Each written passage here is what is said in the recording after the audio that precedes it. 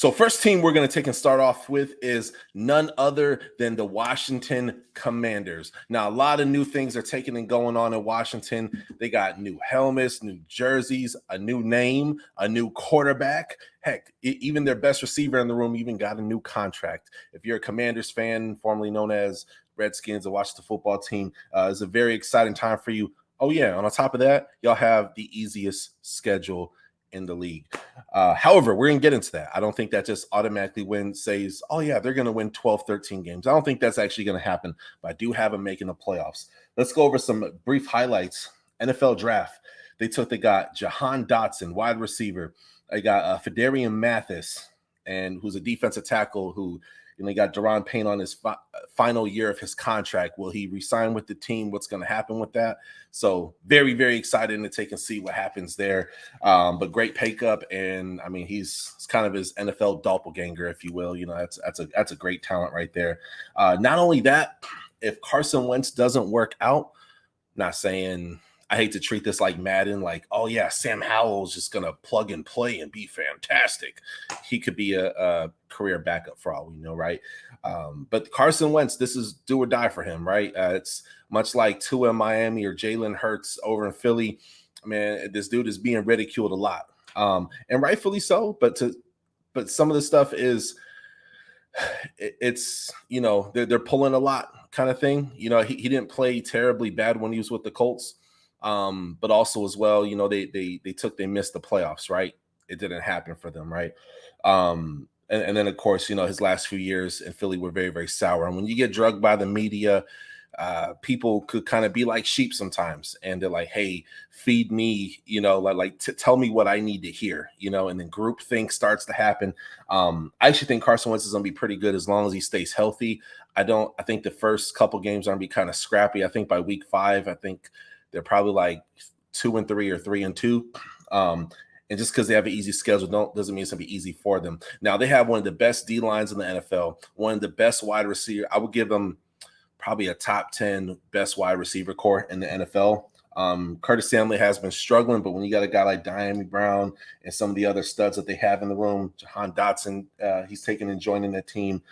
It's very, very exciting. Very, very excited for the Commanders. So I got Commanders making the playoffs, going 10-7. It's going to be a scrappy year. I think it's going to come down to the final week, even with an easy schedule. But again, this is a team that's on the up and up. You have a fairly pretty young team. The O-line is pretty solid. I really like the signing. They got a offensive lineman. They got an offensive lineman from the Jacksonville Jaguars, and my favorite free agent signing for them was actually F.A. Obata from the Buffalo Bills. That D-line is about to be stupid crazy. It's going to win them games, which is good because if Carson Wentz starts cutting up, and again, brand new team, right? It's not just, plug and play like the video game Madden and like, he's just going to go out there and ball out. No, this is real life, Stuff happens, and it's a gladiator sport. And even if you're playing the worst team in the NFL, you can still lose, right? So you got a lot of stuff happening there. But nonetheless, I like the Commanders. 10 wins, 7 losses. Making the wild card. Let's go. Now, next team we're going to take and discuss is going to be the Philadelphia Eagles. And, man, I got Philadelphia Eagles. I'm just going to say it, winning the division. I think that very similar to Tua Tagovailoa in Miami, they're both in very similar situations. Both have all-star wide receiver rooms. I mean, you got Devontae Smith, A.J. Brown. You got just an embarrassment of talent. And let's look at this draft. Jordan Davis, Cam Jurgens, Nakobe Dean, who I actually had the pleasure of interviewing and having on this show. Check out that interview. Had a lot of fun with him. He was dope. You got tight end Grant Caltera. I don't know if I said that right. Forgive me if I didn't. Then free agency, James Bradbury and Hassan Reddick. You had a linebacker prop too. James Bradbury, Hassan Reddick, Nakobe Dean. Dude, this team, man, it's scary with how good they look, man. So I'm going to say this, man. I got the Eagles winning the division with 12 wins. 12 wins. I got them winning it, man. Giants, I think, are going to be – I think they're getting better, and I'm going to cover that team next, and then I'll save the worst for last, the Cowboys, which are – let me put it this way. They'll probably get a top 3, top 4 pick next year. Cowboys are going to suck so bad. But when it comes to the Philadelphia Eagles, man, this is a team that's ready to win. Jalen Hurts, one of the highest IQ quarterbacks in the league. That doesn't always translate, by the way, to on-field play. But man, his running back, the O line is getting more solidified. Man, I'm so happy for this team, man. They've been really on the decline since winning that Super Bowl, and I think it was 2018 around that time. So yeah, Eagles, man, 12 wins. Let's go.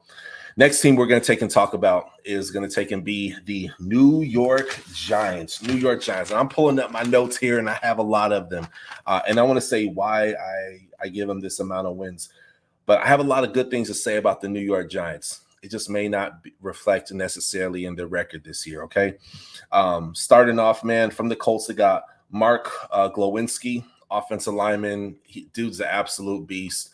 You really want to solidify that O-line. We don't even know if Saquon Barkley is going to be the Saquon Barkley from 3-4 years ago. We don't. He's hurdling people in midfield, and and they potentially could have ruined his career, man. So that's a big question mark, man. And I don't like to give predictions off of, well, Daniel Jones is going to have this great season just because he has this great receiver room, and then he has Saquon Barkley.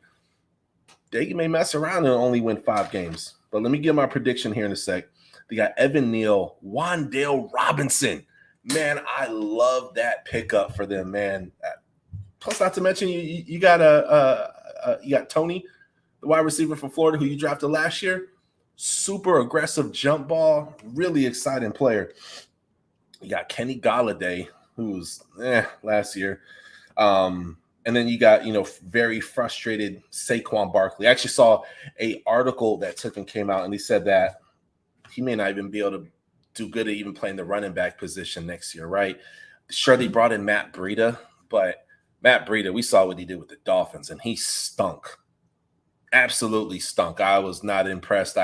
This isn't the Matt Breida that we saw in San Francisco with like one of the best O-lines in the league, and he could kind of take his time doing stuff. He was a gadget player, but a good player. I'm not saying he stinks, but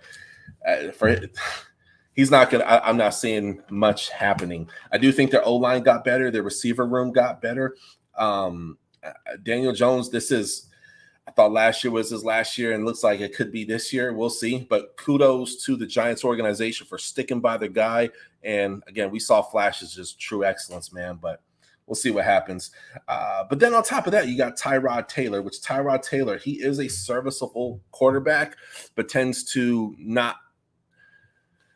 very underwhelming in big moments. You look at the AFC Championship a few years ago. He's just very underwhelming. Not the best quarterback. But again, I wouldn't even say he's a top-tier backup quarterback for sure. He's one of the better backup QBs that's in the league. Fantastic arm. He does have a great football IQ. And I think Daniel Jones could actually learn a lot from him. That being said, I got the Giants at 6 wins. 6 wins, and definitely getting a top 10 pick in next year's draft, because it's a quarterback-rich draft. And when you have the receivers that you have and the O-line's getting better, Will Hernandez, I'm looking at these names here, Mark Glowinski, it's just hold on. Evan Neal. Evan Neal, what? Top 2, top 3 best O lineman in the whole draft.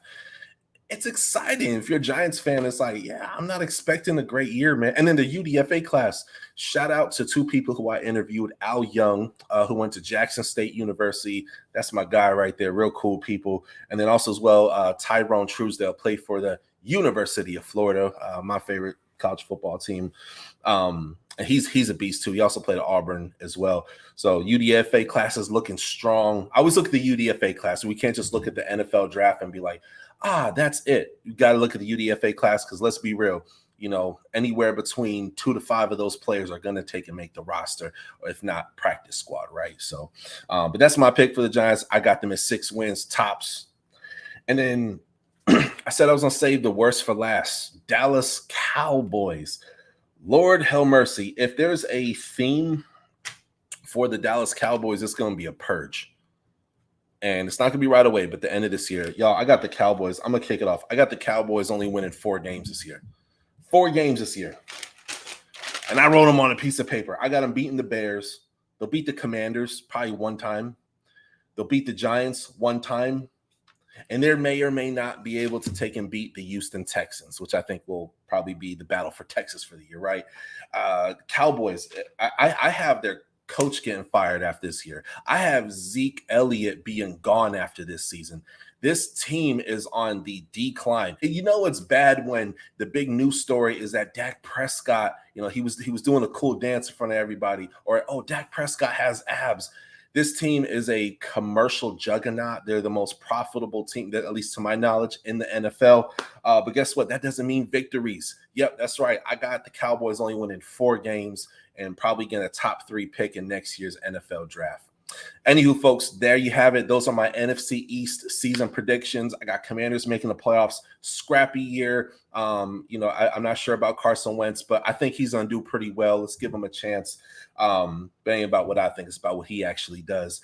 Then, of course, Jalen Hurts. Same for him. It's a lot of people question his decision making, but man, the guy, if it's 3rd and 7, he's going to move that rock down the field, man, whether it's with his feet or with his hands, man. The dude got moves, and I'm really excited to see what he does for the Philadelphia Eagles this year. Giants are on the up and up, and Dallas is on the down and down in the sunken place, man.